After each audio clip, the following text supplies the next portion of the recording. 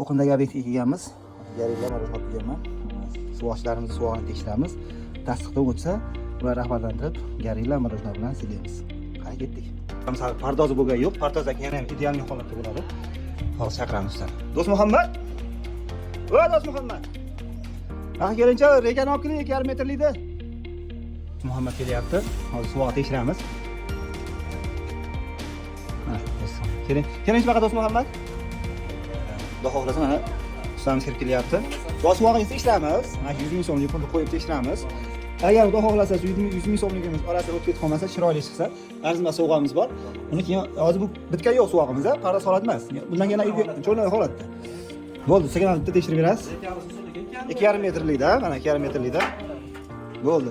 Hozir ikkita joyga qo'yib tekshiramiz. Yaxshi tasdiqdan o'tsa, sovg'alarni topshirib ketadi. Mana hozir qo'yapsiz. Qani? Hop. Qani? Yengil-yengil urinsiz, sinchi o'rilishi. Ha, gap yo'q. Qimirlamayapti-ya. Mana yuzini so'lib turganlaringdek. Mana. Zo'r aka o'tmayapti. Suvog' endi bo'lsa shunchalik bo'ladi. Gap yo'q. Hozir bu tomondan tekshiramiz. Bu yon boshqa yerga qo'ying mana. Endi hali har kim har xilda tekis joyga qo'ygan deb o'ylash mumkin. Mana shu yerga qo'yingcha qani. Mana bu tomonlari ham Xudo xohlasa.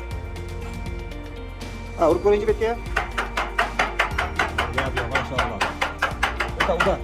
Malades. Ta'kidlab o'tganimizdek sovg'alarni beramiz. Ideal holatda chiqdi. Endi odatda bu 100 ming so'm qolish kerak bo'lgani, mayli endi bu dollar bo'lganda qolardi. Ko'taring ekan, bu cho'taga ketadi bu. Sizlarga sovg'a yetadi. Sovg'alarni ham yashirib qo'yganman, bular bilmaydi nimaligini. Nima deb o'ylaysizlar sovg'a misolan endi misol ishlar yuribsizlar, sizlar ko'yga yo'qsizlar. Nima bo'lishi mumkin?